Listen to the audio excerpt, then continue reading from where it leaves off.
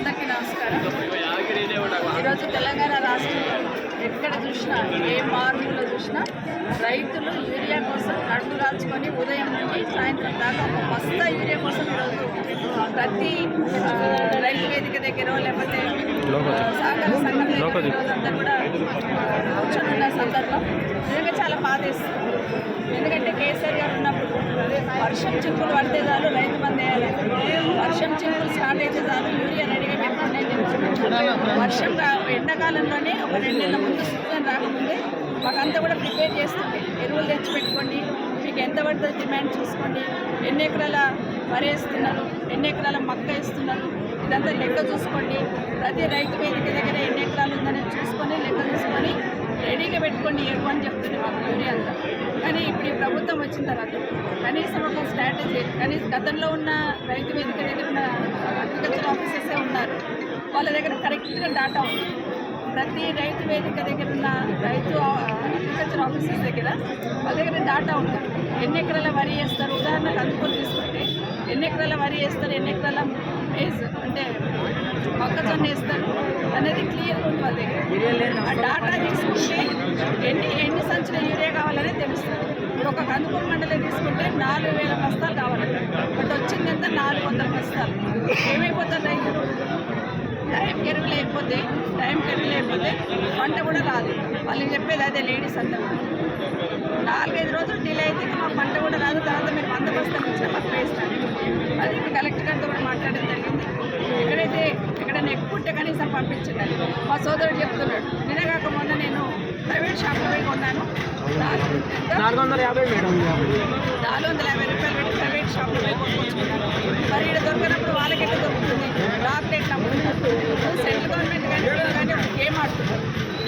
మోడీ ప్రభుత్వం బీజేపీ వాళ్ళు ఏమంటున్నారు? మేము పంపించమంటున్నాం, వీళ్ళు ఏమంటున్నారు? మాకు రాలేదంటున్నారు. మరి బాధపడ్డమా వీడబడ్డాం? వీడు ఒకరికొకరు చెప్పుకొని రైతులకి ఎందుకు నష్టం చేస్తున్నారు? పంపించడం కానీ ఎక్కడ పోయిందో మాకు తెలియదని కిషన్ రెడ్డి అంటున్నారు. మరి ముఖ్యమంత్రి గారు సమాధానం చెప్పాలి. పంపించడం ఎక్కడ పోయింది? బ్లాక్లో పంపిస్తున్నారా? బ్లాక్ ఇస్తున్నారా? అది కూడా లేదు. ఎక్కడో ఒక దగ్గర షాద్నగర్ 63 అంటే బ్లాక్లకు ఇచ్చేసి బ్లాక్లో కూడా ఇచ్చేసి రైతులను ఇబ్బంది పెడుతుంది ప్రభుత్వం. ఇప్పటికైనా కళ్ళు తెచ్చి వానదేవుడు వానవాడి కనీసం ఇప్పటికైనా ప్రభుత్వం కళ్ళు తెచ్చి రైతులకు ఇబ్బంది కేంద్ర ప్రభుత్వం నుంచి సహకారం లేదు కానీ మేము 100% గతంలో కేసీఆర్ తీసుకురాలేదా?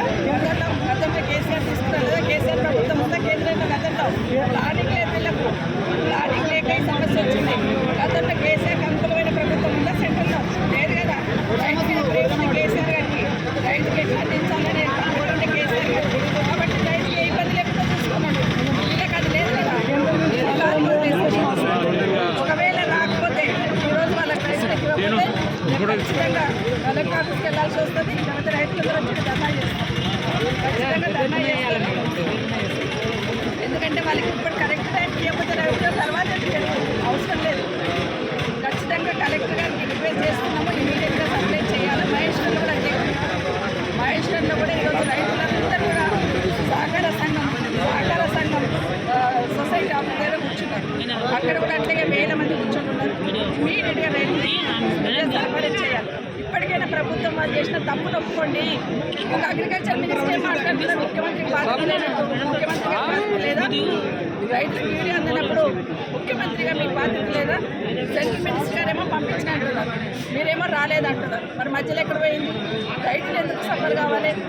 బాధ్యత గల ప్రభుత్వం ఉంటే ఖచ్చితంగా ఇవన్నీ బేస్ చేసుకొని పనిచేస్తారు. ఇవన్నీ బాధ్యత లేదు కాబట్టి గాలి వదిలేసి నాన్న వ్యవస్థ మాట్లాడుతున్నారు. ఎప్పుడన్నా చూసినామా 10 ఏళ్ళలో? చూడలేదు మేడం. ఎప్పుడన్నా చెప్పులు పెట్టేమో చూసినామా? ఎప్పుడన్నా రైతులు వచ్చి మాకు యూరియా కావాలని ఇట్లా రోడ్డు మీద పడి బాధపడ్డ సందర్భం చూసినామా 10 ఏళ్ళలో? ఎందుకంటే ఒక రైతు ఉండే అట్లా పాలన చేసుకోవాలి. కేసీఆర్ ఒక రైతుగా, రైతు బిడ్డగా రైతుల కష్టాలు తెలుసు కాబట్టి ఏ టైంకి యూరియా అందించాలా, ఏ టైంకి డబ్బులు వేయాలా, కరెంట్ ఎట్లా రావాలా, ఏ టైంకి కొనాలి.